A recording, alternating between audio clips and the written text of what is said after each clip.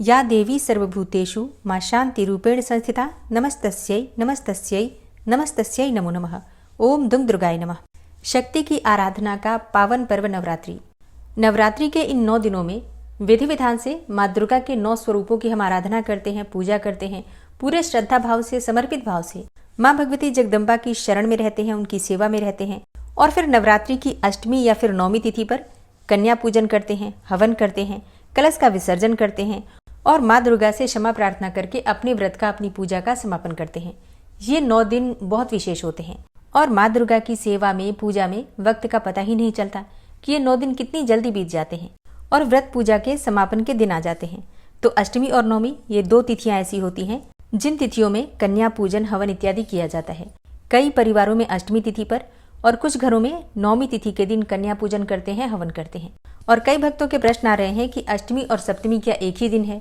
तो आज की वीडियो में आप जानेंगे कि अष्टमी कब है, 9वीं कब है, अष्टमी कब पूजेंगे, मतलब जिनके यहाँ अष्टमी पूजी जाती है उन्हें किस दिन अष्टमी पर कन्या पूजन करना है, और जिनके यहाँ 9वीं की पूजा होती है उन्हें हवन और कन्या पूजन कब करना है। इसके अलावा व्रत करते हैं अगर आप नवरात्रि के पूरे 9 दिनों के, तो आपके व्रत के पारण कब होंगे। और कई भक्त ऐसे हैं जो कि सिर्फ 2 दिनों का व्रत करते हैं, पहले दिन का और अंतिम दिन का, तो उन्हें दूसरा व्रत कब करना है। मतलब पहला तो आपने धारण कर लिया प्रतिपदा तिथि पर, दूसरा व्रत यानी कि अंतिम व्रत जो है वो आप कब करेंगे, और कन्या पूजन का और हवन का शुभ मुहूर्त क्या होगा। तो अष्टमी, 9वीं, कन्या पूजन, हवन, इन सभी चीज़ों के बारे में जानकारी आज की वीडियो में आपको मिल जाएगी अगर आप वीडियो को पूरा देखेंगे तो इसलिए वीडियो को अंत तक जरूर देखिए। और अगर वीडियो अच्छी लग जाए तो इसे लाइक भी जरूर कर दीजिए, क्योंकि आपके लाइक्स, आपके कमेंट्स मेरे लिए बहुत महत्वपूर्ण होते हैं। यही एकमात्र जरिया है जिनसे मुझे पता चलता है कि आपको ये वीडियो अच्छी लगती है और आपके लिए ये वीडियो उपयोगी है। तो अगर वीडियो अच्छी लगे तो लाइक तो जरूर ही किया कीजिए। तो सबसे पहले जानते हैं कि नवरात्रि की अष्टमी तिथि कब है। देखिए, चैत्र मास के शुक्ल पक्ष की अष्टमी तिथि प्रारंभ होगी 4 अप्रैल को रात में 8:12 पर, और इसका समापन हो रहा है 5 अप्रैल की रात्रि में 7:26 पर। तो सूर्योदय कालीन तिथि में 5 अप्रैल को अष्टमी तिथि हमें प्राप्त हो रही है, शनिवार के दिन। तो चैत्र नवरात्रि की अष्टमी तिथि यानी कि दुर्गा अष्टमी 5 अप्रैल 2025 शनिवार को मनाई जाएगी। जिन भक्तों के यहाँ अष्टमी पूजी जाती है, मतलब अगर आपके परिवार में अष्टमी तिथि पर कन्या पूजन और हवन करते हैं, तो ऐसे में 5 अप्रैल 2025 शनिवार के दिन आपके यहाँ हवन होगा, कन्या पूजन होगा। और अब जानते हैं कि अष्टमी तिथि पर कन्या पूजन का शुभ मुहूर्त क्या होगा। देखिए, अगर आप अष्टमी तिथि पर कन्या पूजन करते हैं तो वैसे तो पूरे ही दिन कन्या पूजन आप कर सकते हैं, मतलब सुबह से लेकर शाम तक कन्या पूजन किया जा सकता है। लेकिन कुछ विशेष मुहूर्त होते हैं, आप चाहें तो इन शुभ मुहूर्तों में भी कर सकते हैं। जैसे कि ब्रह्म मुहूर्त में भी कन्या पूजन आप कर सकते हैं। कई लोग होते हैं कि जो जॉब करते हैं और दिन में नहीं रह पाते हैं घर में, तो ऐसे में ब्रह्म मुहूर्त में आप कन्या पूजन कर सकते हैं। सुबह 4:35 से सुबह 5:21 तक ये ब्रह्म मुहूर्त का समय है। इस समय में भी आप कन्या पूजन, हवन इत्यादि सभी कार्य कर सकते हैं। कन्या पूजन का दूसरा मुहूर्त है प्रातः संध्या का। प्रातः संध्या मतलब जब रात्रि बीत रही होती है और सुबह का प्रारंभ होता है, तो उस मिलते हुए समय को प्रातः संध्या कहते हैं। और इस समय में बहुत से लोग पूजा पाठ इत्यादि करते हैं, विशेषकर इस समय का लाभ लेने के लिए। तो सुबह 4:58 से सुबह 6:07 तक का जो समय है, इस समय में भी कन्या पूजन और हवन इत्यादि आप कर सकते हैं। और तीसरा शुभ मुहूर्त आपको प्राप्त हो रहा है अभिजीत मुहूर्त का। सुबह 11:59 से दोपहर 12:49 तक ये समय अभिजीत मुहूर्त का है। तो अभिजीत मुहूर्त में भी आप कन्या पूजन कर सकते हैं। कई बार क्या होता है, बहुत समय लग जाता है सुबह की पूजा पूर्ण करने में, हवन करने में, तो ये सभी कार्य करने में अगर आपको देर हो जाती है तो अभिजीत मुहूर्त में आप कन्या पूजन कर सकते हैं। ये बहुत ही श्रेष्ठ मुहूर्त है। तो अपनी इच्छा के अनुसार, अपनी सुविधा के अनुसार आप इन मुहूर्तों में कन्या पूजन कर सकते हैं। और जैसा मैंने आपको बताया पहले ही कि आप पूरे दिन में किसी भी समय कन्या पूजन कर सकते हैं, पूरा ही दिन शुभ है। सिर्फ आपको राहु काल का ध्यान रखना है। राहु काल में कन्या पूजन और हवन नहीं करना चाहिए। प्रारंभ मत कीजिएगा, अगर आप पहले से कर रहे हैं तो आप कर सकते हैं। और अष्टमी तिथि पर शनिवार के दिन आपको राहु काल का समय प्राप्त होगा सुबह 9 बजे से 10:30 तक, मतलब 1.5 घंटे का ये समय है। इस समय में आपको कन्या पूजन नहीं करना है, बाकी किसी भी समय कर सकते हैं, कोई दिक्कत नहीं है। अब बात करें 9वीं तिथि के बारे में। देखिए, 9वीं तिथि का प्रारंभ हो रहा है 5 अप्रैल को रात्रि में 7:26 पर, और 9वीं तिथि समाप्त हो रही है 6 अप्रैल को रात्रि में 7:22 पर। तो ऐसे में 6 अप्रैल 2025 को 9वीं तिथि है, रामनवमी भी मनाई जाएगी और माता सिद्धिदात्री की पूजा भी हम करेंगे। जो भक्त 9वीं तिथि पर कन्या पूजन, हवन करते हैं, तो आप 6 अप्रैल 2025 रविवार के दिन कन्या पूजन कर सकते हैं, हवन कर सकते हैं, और भगवान श्री राम की पूजा भी की जाएगी इसी दिन। तो इसकी जानकारी आपको आने वाली वीडियो में मिल जाएंगी कि शुभ मुहूर्त क्या होगा और किस प्रकार से भगवान श्री राम की पूजा हम रामनवमी पर करेंगे। और नवमी तिथि पर कन्या पूजन का शुभ मुहूर्त आपको प्राप्त हो रहा है। ब्रह्म मुहूर्त का समय सुबह 4:34 से 5:20 तक। दूसरा शुभ मुहूर्त है प्रातः संध्या का सुबह 4:57 से 6:05 तक।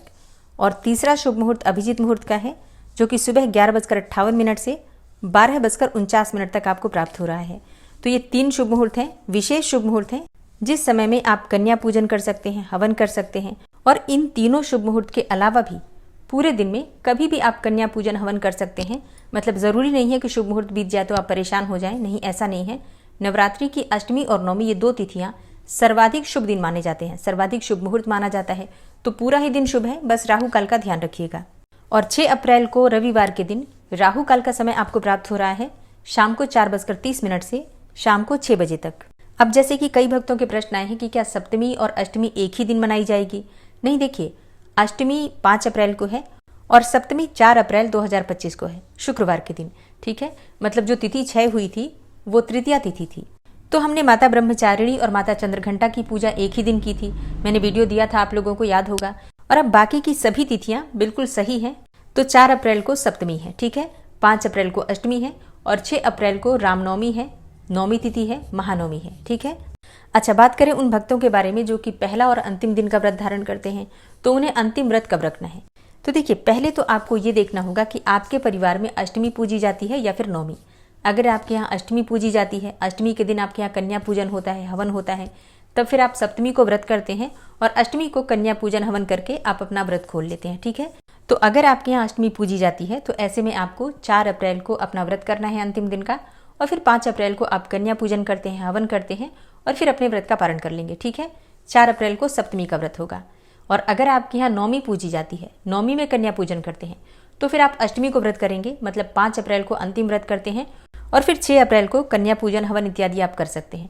ठीक है। तो अंतिम दिन का व्रत जो होता है वो हमारी जो पूजा होती है उसी से संबंधित होता है। अब बात करें कि नवरात्रि में हवन कब करना है, हवन का शुभ मुहूर्त क्या है।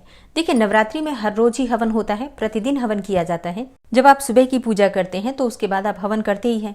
अब बात करें कि अष्टमी और नौमी पर विशेष हवन कब करना है। देखिए, जब आप सुबह की पूजा करते हैं, मतलब नवरात्रि का समापन जिस दिन भी आपको करना है, अष्टमी को या फिर नौमी को, तो जिस समय आप पूजा करेंगे, पूजा के बाद आप हवन करते हैं और हवन के बाद कन्या पूजन करते हैं। कई स्थानों पर पहले कन्या पूजन कर लेते हैं फिर हवन करते हैं, लेकिन पहले हवन करना चाहिए, बाद में कन्या पूजन करना चाहिए। तो हवन के लिए कोई विशेष शुभ मुहूर्त नहीं है। जब आप पूजा करेंगे सुबह की, उसी समय आपको हवन करना है और फिर कन्या पूजन से पहले आपको हवन कर लेना है। इस बात का आपको ध्यान रखना है। अब बात करें उन भक्तों के बारे में जो कि पूरी नवरात्रि का व्रत धारण करते हैं और उन्हें पारण कब करना है। देखिए, अगर आप पूरी नवरात्रि का व्रत कर रहे हैं, 9 दिनों का व्रत करते हैं, तो 6 अप्रैल को नौमी तिथि पर माता सिद्धिदात्री की पूजा की जाएगी सुबह के समय, और इसके बाद हवन करेंगे, कन्या पूजन करेंगे और फिर दोपहर में भगवान श्री राम की पूजा करेंगे, रामनवमी की पूजा करेंगे। और भगवान श्री राम की पूजा करने के बाद आप अपने व्रत का पारण कर सकते हैं। तो नौमी तिथि में आप अपने व्रत का पारण कर सकते हैं, लेकिन कई भक्त हैं जो विशेष रूप से 10वीं में ही व्रत का पारण करते हैं। तो ऐसे भक्तों के लिए 7 अप्रैल 2025 को यानी कि सोमवार के दिन व्रत के पारण का शुभ मुहूर्त रहेगा। तो 7 अप्रैल को यानी कि सोमवार के दिन 7:30 से 9 बजे तक राहु काल रहेगा। राहु काल में आप अपने व्रत का पारण नहीं कर सकते हैं। तो आप सुबह 6:10 से लेकर और 7:30 तक इस समय के बीच में आप अपने व्रत का पारण कर सकते हैं, या फिर 9 बजे के बाद फिर आपको व्रत का पारण करना होगा। ठीक है। राहु काल को छोड़ दीजिएगा जब आप अपने व्रत का पारण करते हैं, तो इस बात का आपको ध्यान रखना है। अब बात करें कलश विसर्जन के बारे में, तो देखिए, कलश का विसर्जन होगा 7 अप्रैल 2025 को सोमवार के दिन। ठीक है। चौकी हम 7 अप्रैल को ही हटाएंगे, 6 अप्रैल को चौकी नहीं हटाई जाएगी। इस बात का आपको ध्यान रखना है। बाकी की सभी जानकारी, जैसे आपके अगर कोई प्रश्न हो तो कमेंट बॉक्स में लिख दीजिए। सभी जानकारी आपको आने वाली वीडियो में मिल जाएंगी। उम्मीद करती हूँ ये वीडियो आपके लिए उपयोगी होगी। अगर वीडियो अच्छी लगी हो तो लाइक ज़रूर कर दिया कीजिए और संभव हो तो वीडियो को ज़्यादा से ज़्यादा शेयर कीजिए। और चैनल पर पहली बार आए हैं, अगर अभी तक आपने चैनल को सब्सक्राइब नहीं किया है, तो आज की वीडियो अगर आपको अच्छी लगे तो चैनल को सब्सक्राइब कर लीजिए और बेल आइकन को भी प्रेस कर लीजिए। तो इससे ये होगा कि इस चैनल पर जो नई वीडियो अपलोड होंगी उनकी नोटिफिकेशन आपको सही समय पर प्राप्त होगी। मिलते हैं मैं आपसे अगली वीडियो में, तब तक के लिए जय श्री राधे।